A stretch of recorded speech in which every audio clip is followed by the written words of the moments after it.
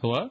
Leonardo, hi. I'm not sure what happened there. I just get cut off. Yeah, I lost you there for a second, but I think we're good now. Welcome to the Wall Street Lab podcast, where we interview top financial professionals and deconstruct their practices to give you an insider look into the world of finance. Here are your hosts, Lucas Muzialski and Leo Severino.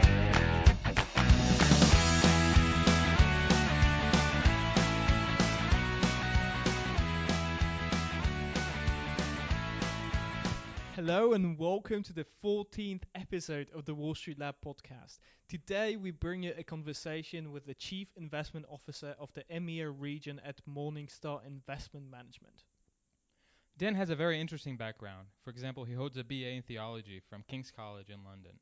And we spend quite a bit of time talking about how his non-business background has helped him in his investment career. Prior to joining Morningstar, he was a founder and partner at Albemarle Street Partners, an investment advisory firm that assists advisors in client risk profiling, fund research, portfolio construction, asset allocation, and other things. And prior to that, he was a multi-asset fund-of-fund manager at Saltus Partners in London. If you Google Dan's name, you will notice that he writes extensively about topics such as asset allocation, valuation, technology, and so on. And instead of jumping around different topics, we thought that we'd focus our conversation today on one specific topic that actually interests me very much, which is behavioral finance. Now, for anyone who's read Dan Kahneman's Thinking Fast and Slow or Richard Thaler's Misbehaving, just to name a few books, I think this one is going to be really interesting to you. So we spent the majority of our time discussing ways in which we can overcome our biases when making investment decisions. And as always, if you like what you hear, please make sure you leave us a nice review on iTunes. It really helps us make sure that our voice gets spread through the interwebs to as many people as possible. So without further ado, please enjoy our conversation with Dan Kemp. Dan, thank you very much for agreeing to be part of the Wall Street Lab today. It's really a pleasure, especially given we are one day before Easter, so we really appreciate you taking the time. It is my pleasure. Thanks for having me on. Okay, so for those of us who don't know you, how would you explain to someone who is not in finance what you do? Yeah, sure. So I'm part of Morningstar's Investment Management team based in London. And what we do is build and manage long-term portfolios, primarily for clients of advisors to help them reach their long-term investment goals. Okay. I believe that most of us are familiar with Morningstar, the software provider of, among other things, market data and management information. So what role does Morningstar Investment Management play in that whole ecosystem? Yeah, that's a really good question. We are the bit of Morningstar that people are typically less familiar with, but we're a global investment management business. I think we've got over 100 investors worldwide, and we are fundamentally a multi-asset investment business. Now, we build portfolios that use Morningstar's data and tools and, of course, their fund research and use all of that information, all of that insight to put together portfolios for people. And we do this, as I said, around the world. We're based in three main hubs, one here in Europe, one in the U.S., and another in Sydney. Okay. Now, we interviewed the CEO of Barclays in Germany, and we noticed that he studied philosophy. The CEO of Goldman Sachs studied history, and you have a BA in theology. Does this tell us anything about the importance of having a business degree these days? Well, I'd argue that there is a lot of benefits in a broad education, particularly one that really helps you think. And whether we consider history or philosophy or theology, those three disciplines are all about how people think, how they perceive the world, how you draw inference. And so I'd argue, and of course I would, that all three disciplines are pretty useful when you're trying to build portfolios in a very complex and uncertain environment. Now, that's obviously not to say that maths degrees and economics degrees and business degrees aren't all very useful. They are, but I think over the last few years there's been a move across the industry to really downgrade the importance of what would be called liberal arts degrees. But personally, I think it's really important that those sort of skills are included within an investment team, as well as the more traditional sort of business and math skills. Now, how did you go from studying theology to working in finance? So I kind of went the long way round, and it's probably worth just talking for a moment about how I ended up in theology in the first place. I had a very clear plan when I was a teenager, and that was to go to the London School of Economics and from there into an investment job in the city. And then I studied economics. I studied the first year of economics for what we call A-levels in the UK. And what I discovered was that I found it a very frustrating subject. And the reason I found it so frustrating was because I seemed to spend all my time learning theories and then learning why they didn't work in the real world. This sort of seems somewhat pointless to me now. I know that is a gross simplification and generalization of economics, but nevertheless, that's how it felt to me as a teenager. And I thought, crumbs, if I do this for another 3 years, I'm just really not going to enjoy it. And so quite late in the process, I flipped and decided I'd go and study a degree that I really found absolutely fascinating, and so went to study theology at King's in London. Mm-hmm. Had a fantastic set of teachers there, and the bit of theology that I focused on was what's called systematic theology, or some people call it doctrine. And the idea there really is how you bring together different views of who God is. So not in a sort of multi-religious context, but within, in this case, the Christian faith, but of course there's systematic theology in almost all faiths.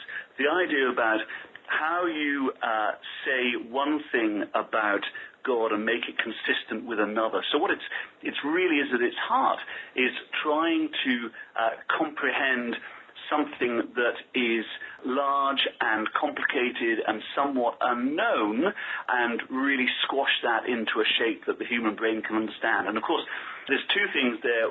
One, that always results in compromises, and because the infinite will not fit in the finite, clearly.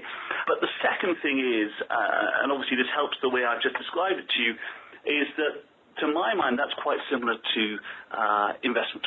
That no one can comprehend in complete detail and with complete certainty everything that's going on in the global economy, and then much less how it feeds through to asset prices and then into portfolios. So you have to make compromises. You have to be systematic in your approach, but there is always a compromise. And so my own view is that was helpful, as I said earlier, but I came out of university, and amazingly, in the investment banks in London were not desperate to take on a theology graduate.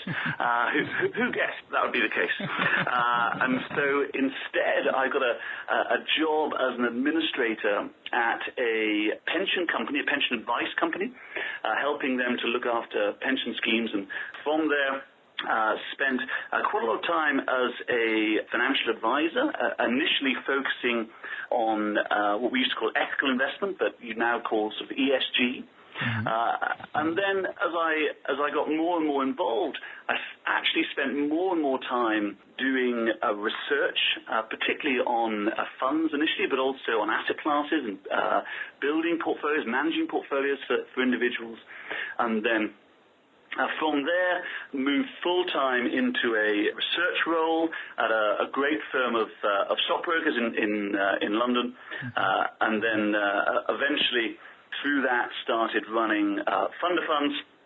And by various other circuitous routes, I've ended up at this lovely company, Morningstar, working with what I think is a fantastic team of people. And yes, it's been a long and somewhat unusual journey. But I think one of the great benefits of it to me has been the fact that when we're dealing with portfolios, I feel I have a good understanding, and I share that understanding of the fact that we're not dealing with percentages or rankings or numbers on a screen, but really the heart of what we do is to look after people's life savings. Now, we only work with professional investors, so we never meet the people whose savings we manage, but we try and never forget the fact that these are incredibly important pots of money, and they're either going to help someone reach their financial goals. If we do a poor job, we will potentially prevent people from reaching their financial goals. It's a position of enormous responsibility that we take very seriously, and really from my perspective, I feel that I've benefited from sitting down with numerous clients as an advisor in my past life and explaining to them what's happened to their portfolios. Sometimes that was good news, sometimes it was bad news, and really think about how that impacted on their lives. And so that's one of my sort of slight criticisms of the industry, that so often we lose connection with the people whose money it is that we look after, and that's really key. Absolutely. And listening to your story, it made me think about what is taught in business schools these days, and especially if you're studying finance. Everyone is very much focused on learning and trying to understand the most complicated models. And from your story, what I get is that, of course, there are models, and models are there to help us make better decisions, but your background in theology helped you look at the problem not from a mathematical standpoint, but there's a human side behind it as well.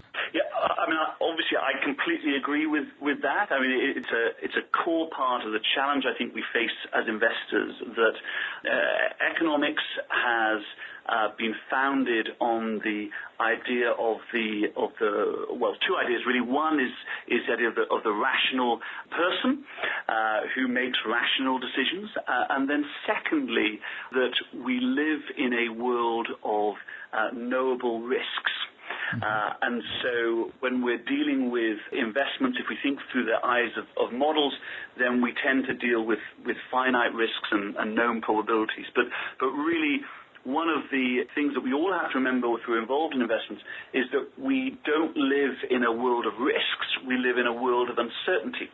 And that's fundamentally a different thing, that the spread of possibilities is so much greater than a risk-based model.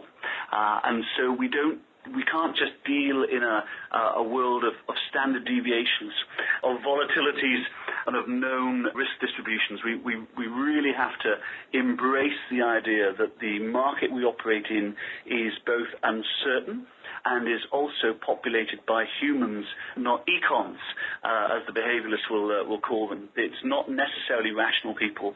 It's people like me who are deeply flawed and suffer terrible behavioral biases.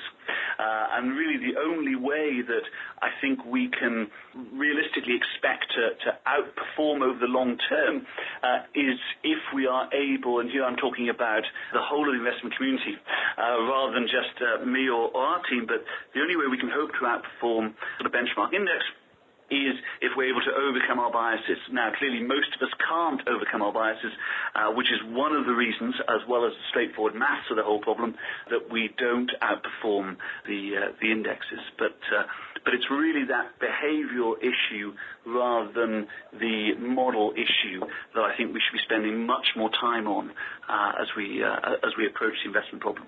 Yeah, definitely. I think this is a great introduction to the topic that I thought we'd talk about today. I know that you've written extensively about many different topics, such as asset allocation as well, but I thought that we'd maybe focus on behavioral finance.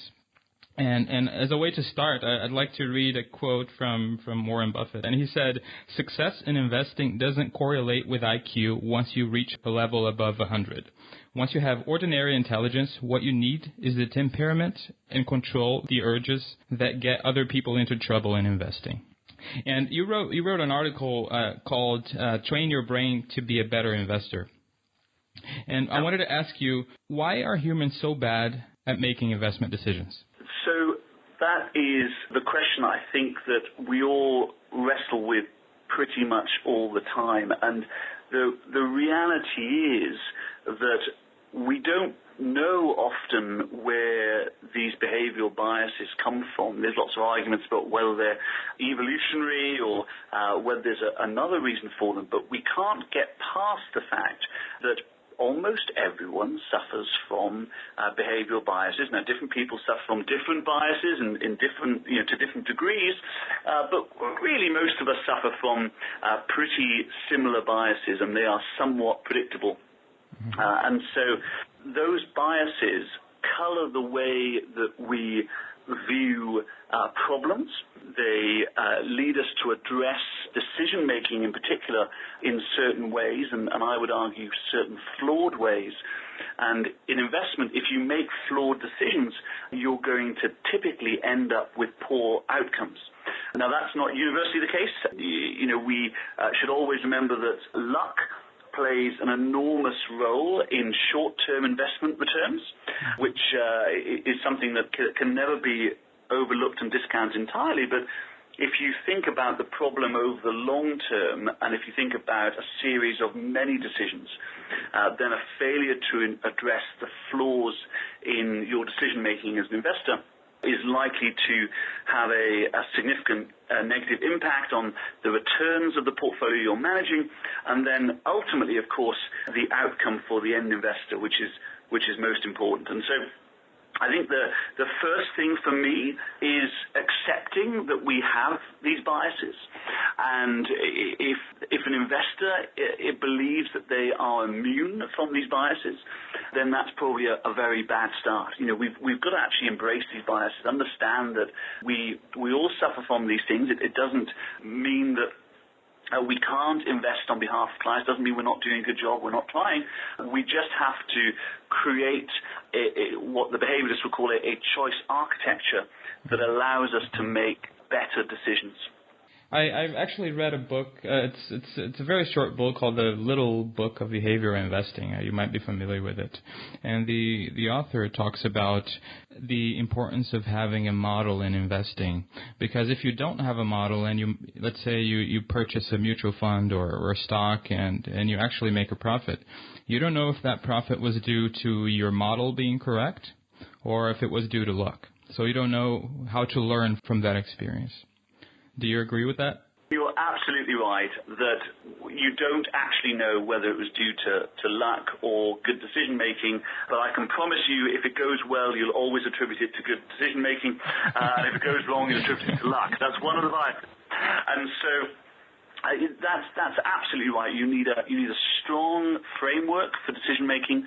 You need a strong way of assessing opportunities consistently, and then also you need to be able to, I would say, physically control some of your stronger behavioral urges. So the picture that I like to use in this context is that of Odysseus returning to Ithaca after the Trojan War. That your listeners will know the story that he took 10 years to get back, and one of the challenges that he had to overcome, as recorded by Homer in the Odyssey, was that he had to sail past the island of the Sirens, and the Sirens issued this incredible song that would drive sailors who heard the song onto the rocks, and they'd be wrecked and lost. Mm-hmm. This was obviously quite famous. Odysseus was able to prepare for this, and he prepared for it in two ways.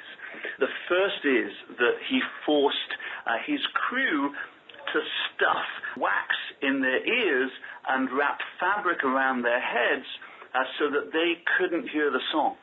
So they could just carry on rowing in the same direction. They could go past the island and not hear the song and not be distracted. And then secondly, Odysseus, who wanted to hear the song, he adopted a different strategy. He had himself tied to the mast. So he could hear the song, but he couldn't act on the song. And I think that's a really helpful picture when thinking about investment decision-making, because so much of the fuel of our behavioral biases comes from market noise.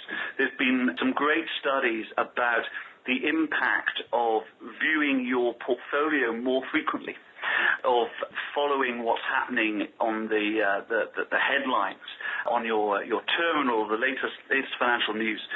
all of this news triggers our recency bias. It can cause us to want to make decisions. It can drive us to be short-term in our outlook. And so one of the things that we need to do is literally stuff wax in our ears and either avoid this type of noise, or where the high-frequency data is important, so potentially performance data or valuation data, then we have to think about the way that we take in that data.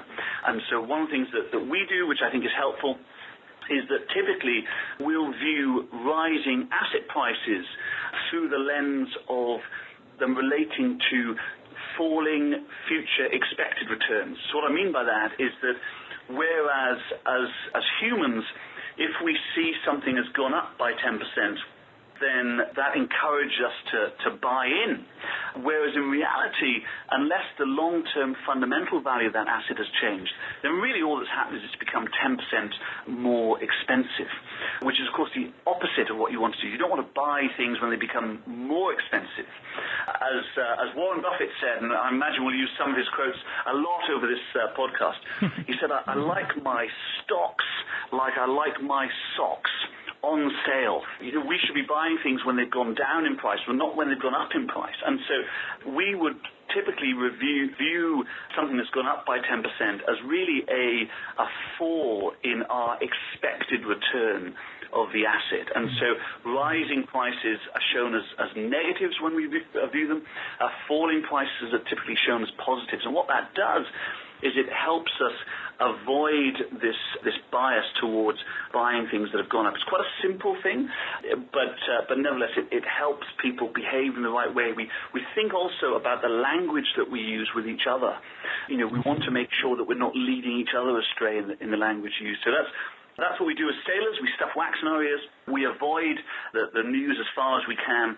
And then secondly, sort of Odysseus approach is to try and slow down the investment process, to try and make fewer changes to portfolios, partly because most changes to portfolios imply a cost, and obviously a cost acts as a drag on returns, but also if you're making changes to portfolios, then quite often you'll be opening yourself up to these behavioral biases. And so while we don't tie anyone to a mast at Morningstar, we have a very strong peer review process. And the point of that is to challenge any possible change in the portfolio so that it is difficult to make changes. It's difficult to alter portfolios, not because we want to be bureaucratic, but simply we want to protect people from their biases.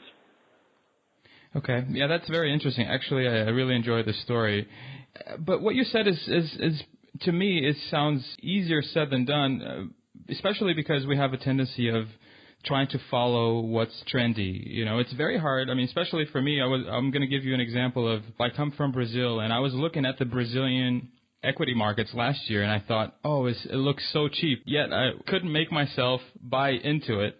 And 1 year later, it's gone up over 100%. So although I get the idea of trying to, buy low and sell high, although it's a lot more difficult than people think, how can we actually fight that urge to follow the crowd? Yeah, absolutely. So I think there's really two things that we have to do there. One is to create a process that prompts people to do the right thing.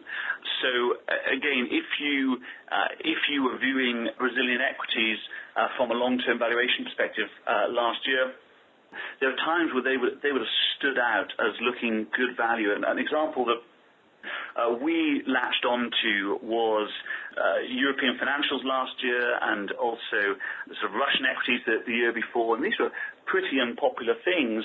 But if you have a process for identifying value, then to some extent you've got to trust the process. And part of my job at Morningstar is to encourage the portfolio managers to trust that process, to contribute clearly, to challenge, but to trust it.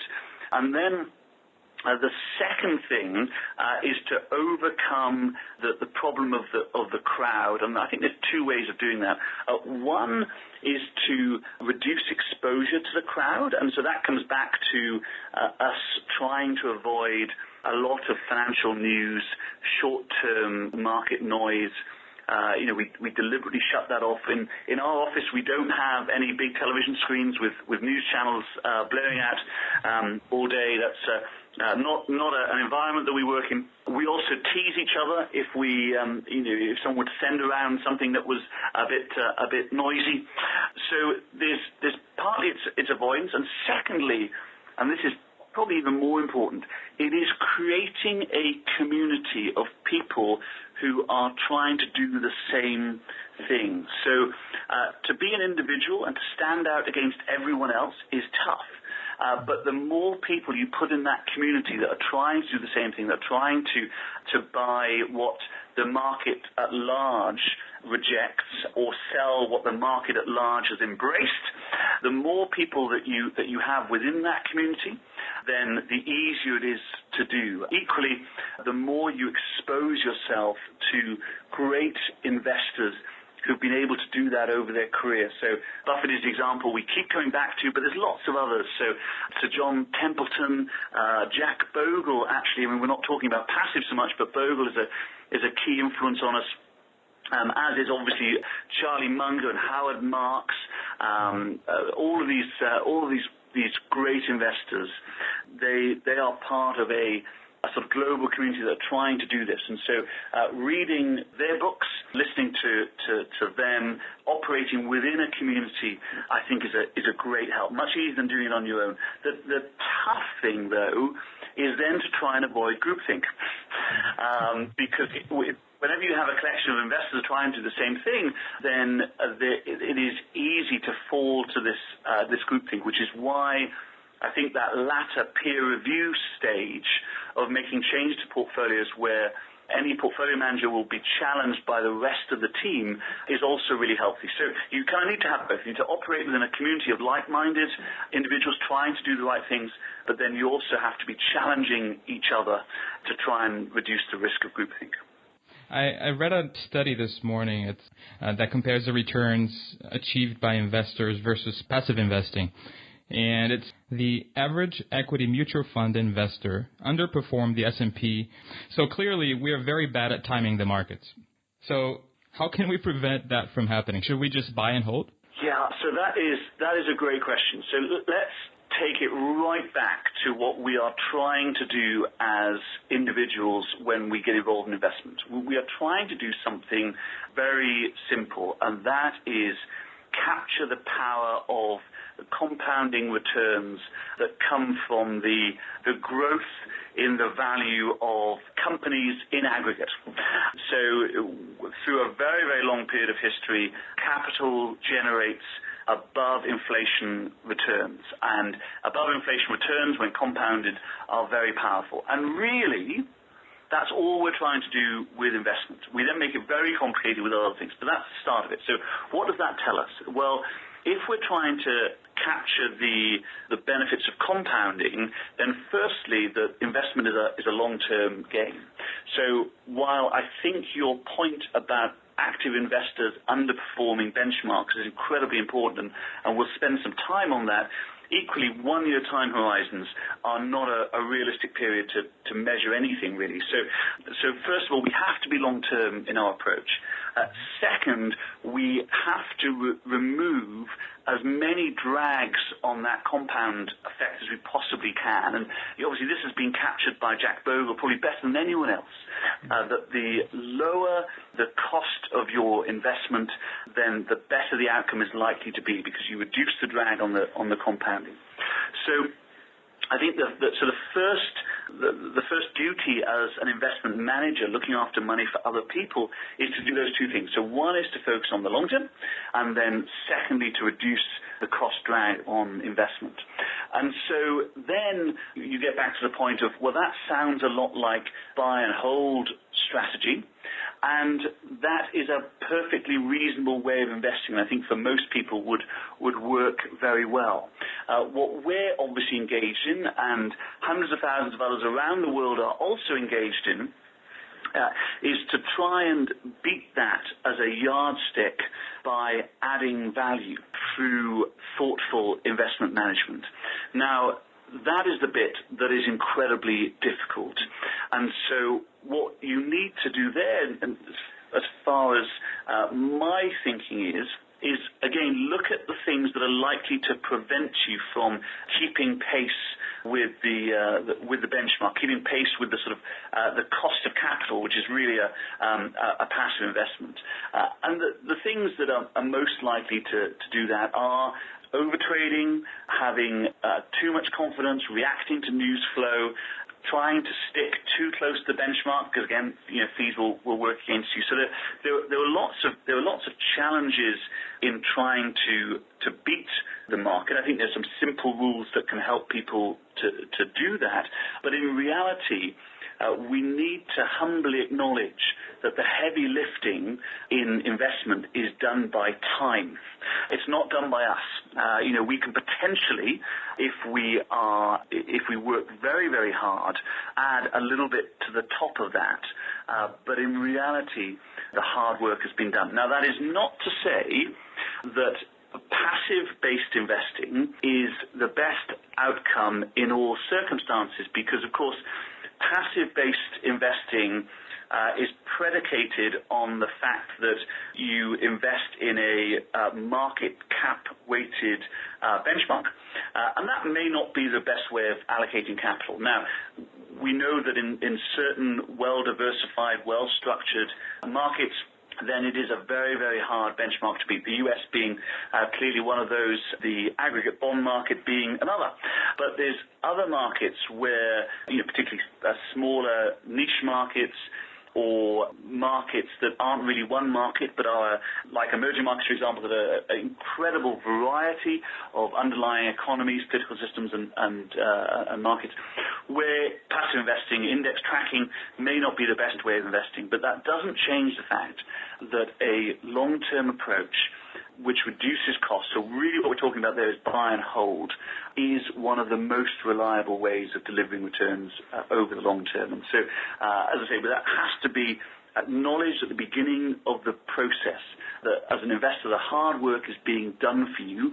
Quite often, the key thing you can do as an investor is get out of the way of those returns. Most of those returns are going to accrue to an investor anyway.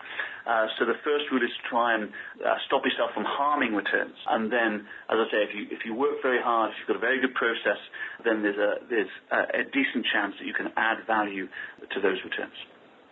Yeah, as they say in real estate investing, you make money when you buy, not when you sell. And I think that that due diligence that you do before purchasing anything, be it real estate or a mutual fund or any type of investment, I think that's probably the best time that you can spend before making any investment decision. Sorry, let me try to quote someone else other than Warren Buffett this time. And that is John Maynard Keynes. And he said, "When the facts change, I change my mind." And yet, the average investor tends to hang on to their losers for way too long and sell the winners too quickly. So what can we do about that? Yeah, that comes from behavioral principle where partly to do with a concept known as house money, but also people treat winnings, if you like, in a different way to losings. But it's a particular challenge for valuation-driven investors, and it's something that we wrestle with quite a lot, because valuation-driven investing, and certainly value investing, so the most basic form, really only delivers returns when the rest of the herd agrees with you. So if you continually churn your portfolio into the cheapest holding, then you'll never actually make any money. The sort of one of the secrets to value investing is to buy something that everyone else hates that is genuinely cheap, to hold it until the point where everyone else loves it and it becomes expensive, and then sell it then. But of course, if you've talked yourself into a mindset where the herd is constantly wrong, then there is always that temptation that as soon as something starts rising in price or gets a little bit more expensive, to try and flip in to the next cheapest thing. And again, that comes from the fact that we are all naturally overconfident in the way that we make predictions. So typically, we underestimate that range of possibilities. So what that means in terms of target prices, we tend to underestimate how cheap something can get and also underestimate how expensive something can get. And so it's really important as a valuation-driven investor to both enter and exit positions slowly. Again, that relates to my point earlier about not making rapid changes to the portfolio, but enter positions slowly. But also, when allocating capital, most people tend to allocate in a sort of straight line way. So as the price falls a few percent, they may significantly increase their exposure to an asset. The way that I would think about it, I'd really advocate much more of a sort of power law way of allocating capital. So starting off with quite a small amount of capital, and as the price falls, if it only falls a little bit, then really only increase a little bit and look for those situations where the asset has got really quite incredibly cheap before significantly increasing the allocation to that asset. So instead of allocating capital across a line, really we should be allocating capital across a curve. Now, the drawback of that approach, and we must remember there's always a drawback, the drawback of that approach is that very seldom will you reach a maximum weight in an asset, because it will normally start recovering before it's really got to outrageous valuations where you want to completely load up. But what it helps to do is avoid that situation which all investors will be familiar with and we all hate, which is that we've invested too early, the price has fallen too far, and we're not actually able to top up that investment as much as we want to because it's breaching some risk characteristics that we'd have for a portfolio. That's a terrible situation for a value investor. And so the only really way to avoid that is to enter slowly and invest across a curve. And then equally, when taking capital out, we'd advocate the same approach. So disinvest across the curve as well. So quite rapidly as the price gets to fair value, or not to fair value, to high prices, but slowly at first. Again, thinking about the fact that we underestimate the upside, underestimate the downside. So it's a constant struggle. I'd be a liar if I said that I knew anyone that was able to do it flawlessly, but nevertheless, I think it's something that all investors have to try and have to wrestle with every day.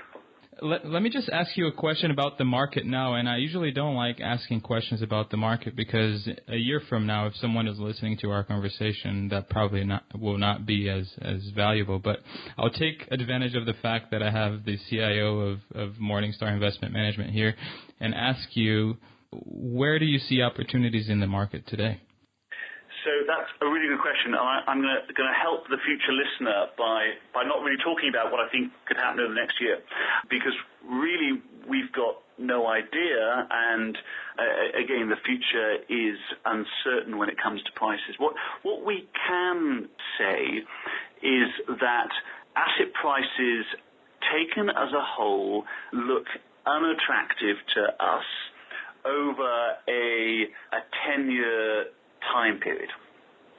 So we have what we call a valuation implied returns that we look at, and they're based on a sort of a degree of normalization, that sort of reversion to mean approach.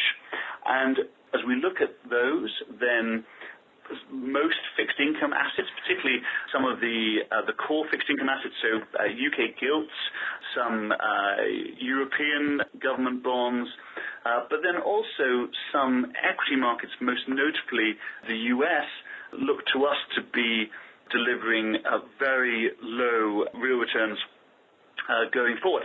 Now, there's two things to say there. One is that assets can get far more expensive than they currently are. And secondly, when we are thinking about this, we are thinking as investors who are going to be judged over a 5-year, 10-year horizon, rather than someone who is starting to save now for retirement in 40 years maybe, or 30 years. And so when I'm talking about the valuations that we see in asset classes, it shouldn't really affect what someone who's saving regularly for a very long period of time is doing with their portfolios. That should, again, I go back to the idea that it's compound return that's going to do the heavy lifting.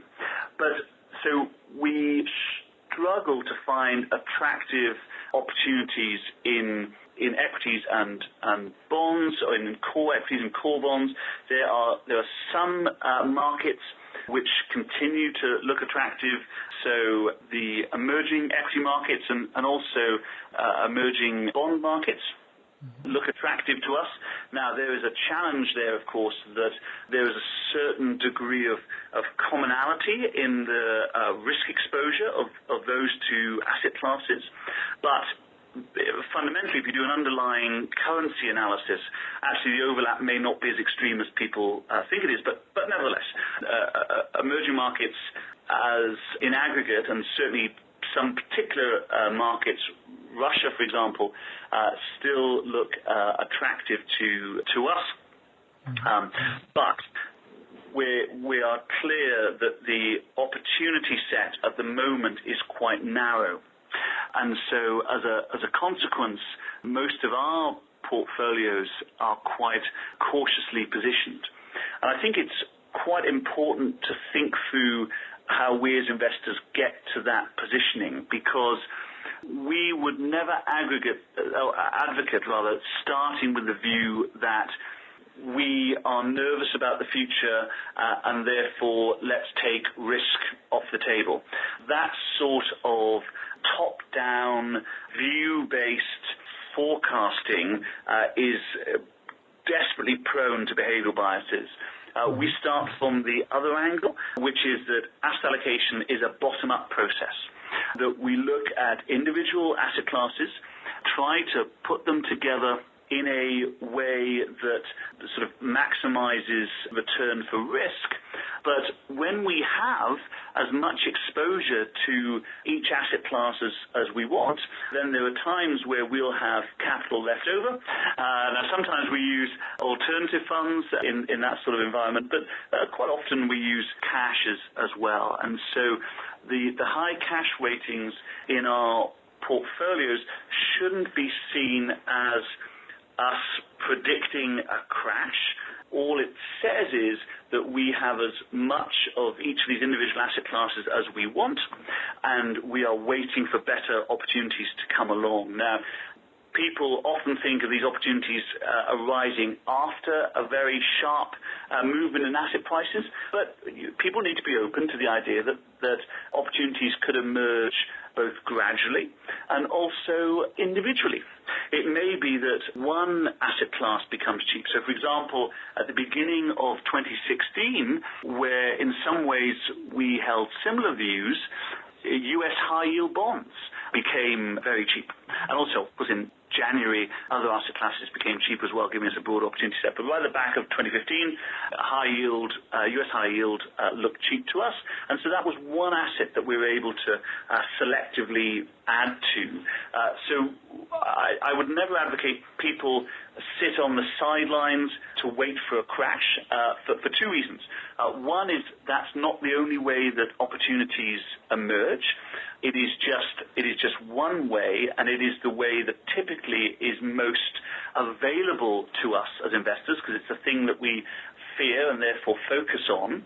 So again, we have to be aware of our availability bias there, that we find it easier to remember crashes and periods of gradual sell-off or individual sell-off. So we never advocate that people do that. And the other reason is that typically, and you mentioned this with Brazilian equities, that when you do have a very sharp decline in prices, it's very difficult to force yourself to significantly increase your exposure then. Typically, you may be nursing losses. People may have underperformed benchmarks or peers. It's a tough time to make brave calls. And so if you've sat out on the sidelines expecting a crash, then again, it's tough to get that money back invested. Again, you're making short-term forecasts then rather than long-term value determinations. So we do hold quite a chunk of cash at the moment, but that may be deployed over time in single asset tranches rather than in a more broader increase in our exposure. Equally, the cash weights may increase as prices get more extreme. So as you were saying earlier, the key focus has to be research rather than reaction. And when you've done that research, then think about assets on an individual basis and try and avoid taking these broad market views. Yeah, definitely. And what I think is really interesting about what's happened in the past, 9 years after the crash of 2008, is that even though equities, for the most part, have been going up and reaching newer highs every year, well, I think with the exception of 2015. I wouldn't say the majority, but there are still a lot of people just sitting on the sidelines waiting for a crash to happen. And they just missed out on 8 to 9 years of positive returns, not only in equities, but also in high-yield bonds and in corporates. So yeah, and so you're absolutely right. And then also what we're seeing, of course, in some instances is an increase in interest in investment now and an increase in flows at a point where asset prices are almost universally acknowledged as being very high, and that's something I want to come back to in a second. And so that's the worrying thing, that people invest when the market has rallied very strongly because they take that past performance as a signal for future returns. That's the availability bias again, rather than viewing it as a contrarian signal, which it sort of so often is, i.e. what other people are doing. Well, Dan, great. I think this has been a behavioral finance masterclass, so thank you for that. I'd like to switch gears a little bit and talk about careers. And as the CIO of Morningstar Investment Management, you probably have to interview a lot of candidates. So I wanted to ask you, what are some of the things that you look at when you're interviewing a new candidate? Yeah, sure. So the first thing I'm going to do is make it clear that I'm the CIO of the team in Europe, Middle East, and Africa, not the CIO of the entire business. Right. That's a fantastic guy by the name of Daniel Needham. So again, I don't want to sort of take his place. But just looking at what I like in a candidate, there's really probably three things. The first is humility, that if someone is unable to acknowledge their flaws, then they're not likely to be much good as an investor. Investment markets are full of overconfident characters with little to be confident about. And so really the great investors that I've come across are also some of the most humble people, and so that's incredibly important. The second is an analytical mind. So again, we want people who are going to engage in second, third, fourth, fifth level thinking rather than that first level thinking which so often dominates investment markets. We come across it a lot, and it's an expensive thing for investors to place their trust in a first-level thinker. And then the third thing is the ability to work in a team. And that's, again, something that is incredibly important to us here, but equally I think is important from an investment point of view, that, as I said earlier, really, if you're going to overcome your behavioral biases, you need to operate as a community. And unless somebody can be part of that community, then it's going to be very difficult for them to overcome their biases. And so it's quite important to us that they're able to do that they're able to contribute to a team effort rather than, again, sort of just plough their own furrow. Now, having said that, and I just want to correct myself momentarily, is that there are individual investors who are able to overcome their biases with no support around them and behave entirely differently from the herd. So it's not impossible, and we often meet those investors as some of the greatest investors we know, but it is very, very unusual. And so if I met someone who was able to do that as a candidate, and again, retain that humility, then that could be a great investor. But really, it's very unusual for people to be able to do that. Typically, if people are going to overcome their biases, they need to be part of a team. Okay. Now, just going back to your career path, there are obviously a lot of things that you have implemented in your work ethic or maybe your daily routine that has helped you be successful at your job. Can you maybe share with us some of your, maybe if you have some daily routines or habits or things that you do first thing when you get to the office that maybe we can implement as well? Yeah, well, I'll certainly try. I'm not sure that I've been that successful at establishing the sort of routines that I'd like to, but we keep trying, and I'll share with you some of the things that I try. So the first and the most important is being aware of what you're exposing yourself to. And so if you're sat at your desk and you have a data terminal in front of you and scrolling news and changing prices, then you're making it very, very difficult to overcome your biases. So to give you an example, we only have one of those sort of news type data terminals in the office, and it sits on an independent desk. And that's not for budget reasons.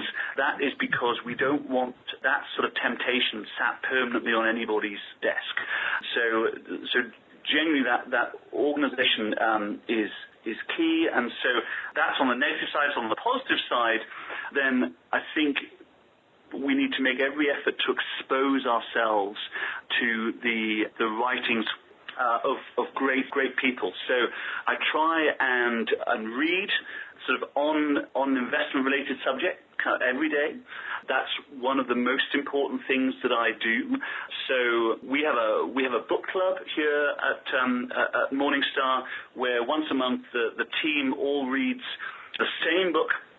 And then we come together to discuss it, think about how it can help us in our work, and also critique it as well. It's important to do that. And so alongside the book club, which is reading that we all do, then I normally try and read some other things as well. So the sort of recent things on the list have been Thaler's book on misbehaving. That's a really great introduction to behavioral finance. Something a bit lighter, if people are wanting to get going, would be Michael Lewis's The Undoing Project.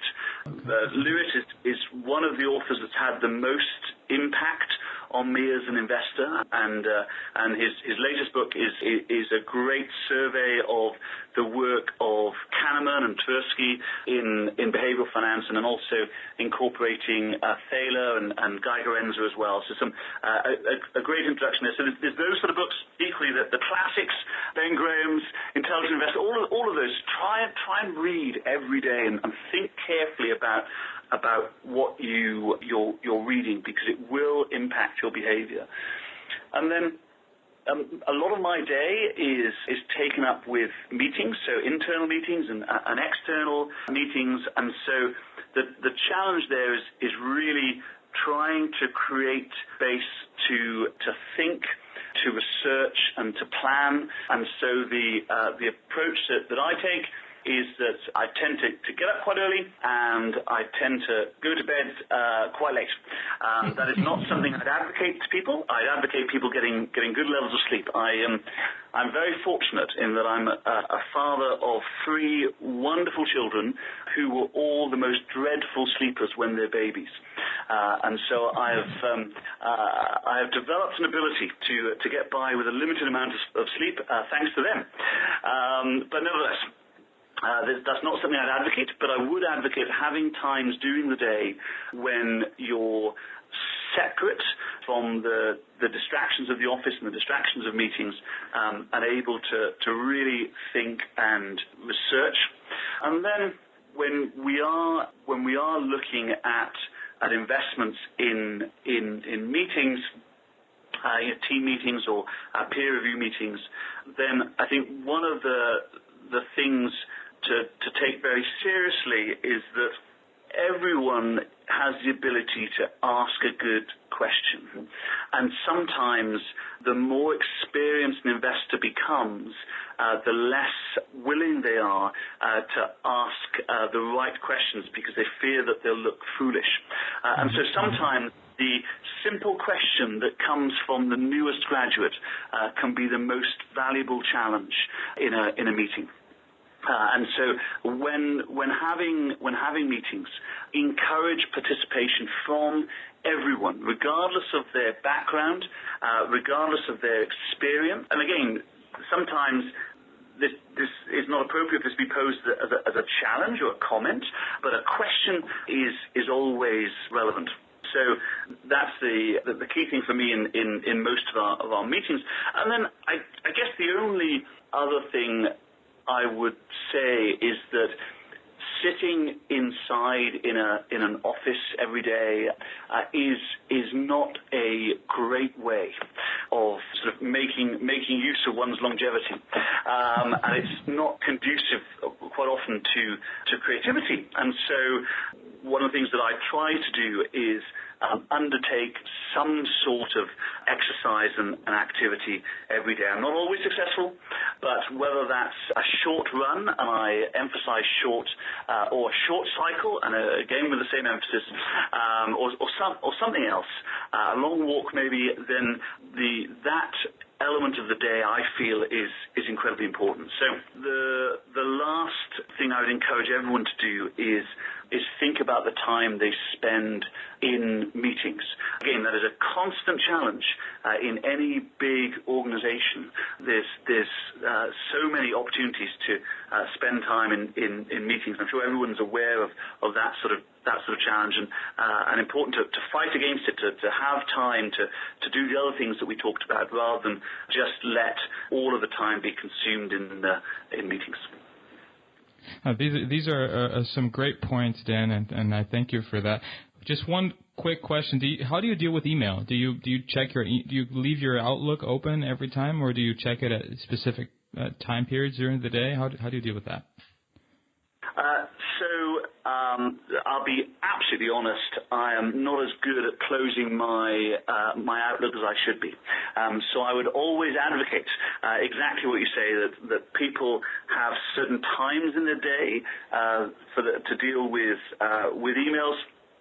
And that they don't have their Outlook open all the time, and I try to do that as well. But I guess, like most other people, one of my behavioral biases is needing to know what's going on. It is that sort of that news that, as I said earlier, we find distracting, but also we crave, particularly in this current environment. So no, that's something I try to do. I would definitely advocate it. One of the great tips that I was given by a colleague of mine a while ago was to not spend time filing emails in lots of different folders, but equally don't leave everything in your inbox, because it can be incredibly distracting and encourage you to sort of spin your wheels. And so the advice that I was given was that things that you do shouldn't be driven by your inbox. If you have tasks, they should be driven by your task list, or space that's set aside for them in your calendar, not by what's in your inbox. And so I have a folder called File, and everything in my inbox gets put regularly into the file, and then anything that I need to do either has space carved out in my calendar or has a task on the list. Now, I found that very helpful because so often in the past I've got lost in my inbox. But equally, the thing that I would highlight as a weakness of that approach is that as an investor, if you live by your task list, then you don't have time to do the things that I mentioned earlier. You don't have time for the research, for the thinking, for the book reading. And so that's probably the first thing that people need to carve out time for, and then deal with the things that made onto your task list and also your calendar. Definitely. And it's amazing how many people we interviewed talk about the importance of carving out time to actually stop and think, go for a walk during the day and just think about what is the most important thing that I need to do strategically to get better at what I'm doing. And so, yeah, that's definitely very good advice. I want to be cognizant of your time here, Dan. And the last thing I wanted to ask you is, where can people find out more about what you do? Okay, well, I think there's two answers to that. The first is that at Morningstar we publish a lot of research on all aspects of what we do, and so that's available on our corporate website, which is pretty easy to find using our friends at Google, and also we publish articles on our news site, so that's morningstar.co.uk for this regional.com in the US.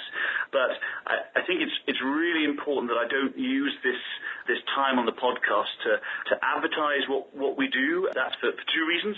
One is that I've enjoyed talking about these subjects. I don't want it to be a commercial opportunity. But the second thing is that from a compliance perspective, we can't market to the end investors. We can only deal with professional advisors, and so if you are a private investor, then I hope you've enjoyed the comments, but please don't either take this as advice or seek out our services as a portfolio manager, because we can't help you. We only work with advisors. Yeah, definitely. That's a good point. And actually, we have a disclaimer at the end that tells everybody not to take anything that was said during the interview as any type of investment advice. So we should be covered there. But Dan, again, I wanted to take the time to thank you very much for your time. I think we covered a lot of ground, and I think I could talk to you for another hour or so about behavioral biases. But I wanted to say thank you for your time, and I hope that we can stay in touch. Leonardo, you are extremely kind. I've really enjoyed talking to you. I hope some of that was of use. And absolutely, let's stay in touch. I'd love to have another conversation in the future. Thank you for listening to the Wall Street Lab podcast. For the show notes and much more, visit us at www.thewallstreetlab.com. To see what we're up to before anyone else, subscribe to our newsletter on our website and follow us on Facebook and Twitter.